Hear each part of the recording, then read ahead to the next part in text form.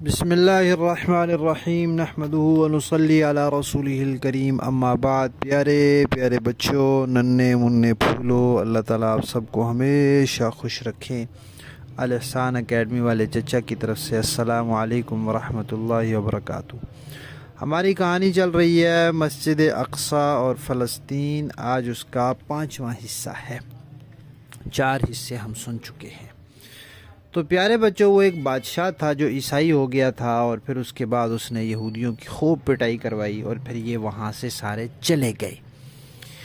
جب یہ وہاں سے چلے گئے تو پھر یہ دنیا میں بکھر گئے، ادھر ادھر، کچھ کہیں، کچھ مدینہ شریف چلے گئے، کچھ خیبر میں چلے گئے، کچھ ادھر ادھر۔ بہرحال پھر واپس دوبارہ ان کو وہاں جانے کا موقع نہیں ملا، وہاں جا کے یہ اپنے پاؤں پکے نہیں کر سکے۔ جب نبی پاک صلی اللہ علیہ وسلم کی ولادت ہوئی تو اس وقت بیت المقدس پر عیسائیوں کا قبضہ تھا۔ پھر نبی پاک صلی اللہ علیہ وسلم کو اللہ تعالیٰ نے حکم دیا، پہلے اللہ تعالیٰ نے نبی پاک صلی اللہ علیہ وسلم کو آسمانوں پر بلایا، اس کو معراج کہتے ہیں۔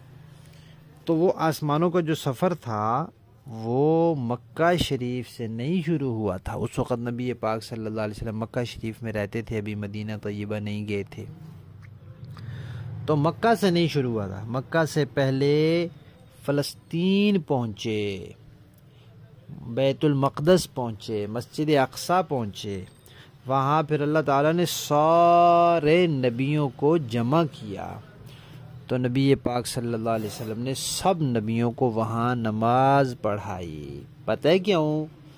ایک تو یہ پتہ چل گیا کہ نبی پاک صلی اللہ علیہ وسلم سارے نبیوں کے امام ہیں، سارے نبیوں سے بڑے نبی ہیں، سب سے زیادہ عظمت اور شان والے ہیں۔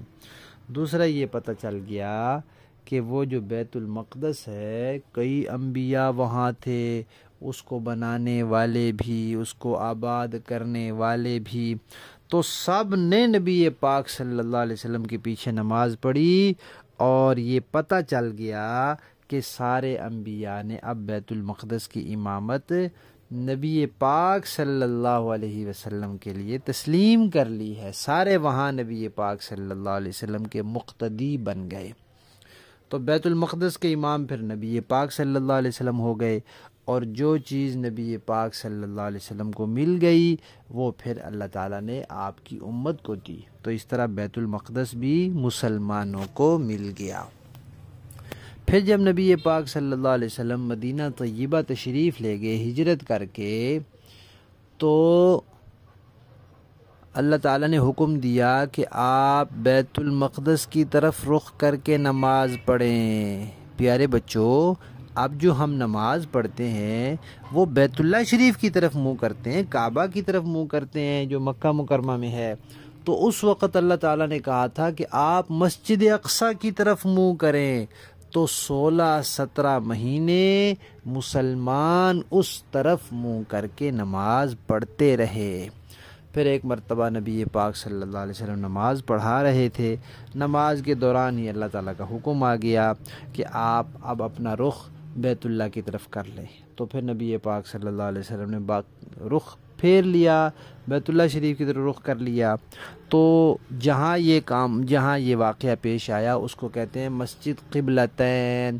پہلے ادھر منہ کر کے نماز پڑھ رہے تھے، ادھر بھی ایک محراب، پھر دوسری طرف منہ کر کے نماز پڑھی تو ادھر بھی ایک محراب کی نشانی، تو 2 قبلوں والی مسجد، اس کو کہتے ہیں مسجد قبلتین، وہ مدینہ منورہ میں ہے۔ تو پیارے بچوں، نبی پاک صلی اللہ علیہ وسلم جب آسمان پر گئے تھے تو آپ کا وہ سفر مسجد اقصی سے شروع ہوا تھا۔ زمین سے زمین کا سفر تو ہو گیا، پھر زمین سے آسمان کا سفر وہاں سے شروع ہوا تھا، مسجد اقصی سے۔ پھر نبی پاک صلی اللہ علیہ وسلم کے زمانے میں جو لوگ تجارت کے لیے ملک شام جاتے تھے تو وہ وہاں غزہ میں بھی جاتے تھے، جہاں آج کل فلسطین میں مسلمان ہیں، جہاں مجاہدین ہیں اور جہاں اسرائیل روزانہ بمباری کر کر کے بچوں کو، عورتوں کو اور لوگوں کو شہید کر رہا ہے، یہ جو غزہ ہے، اس وقت یہاں ایک بڑی تجارتی منڈی ہوتی تھی۔ لوگ وہاں جاتے تھے چیزیں بیچنے کے لیے، وہاں جاتے تھے چیزیں خریدنے کے لیے۔